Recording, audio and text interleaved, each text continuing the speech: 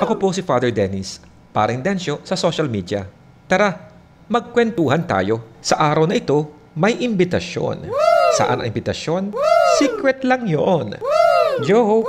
Sasabihin ko mamaya. Kasama ko si Ken, ang isa sa mga sakristan ng ating parokya. Papunta kami ngayon sa bayan ng Burgos, sa Saint Isidore the Farmer Parish, para sa pagdiriwang ng Santa Misa. Ito ang kanilang napagagandang parokya, San Isidro de Labrador, sa bayan ng Burgos. Ang Fiesta San Isidro ay tuwing Mayo 15. Si San Isidro ay patron ng mga magsasaka. Andito tayo ngayon para sa isang funeral mass. Huwag niyo pong kalimutan na ipagdasal ang mga kaluluwa na mamahal natin sa buhay. Ang dasal ay isang napagandang regalo para sa kanila.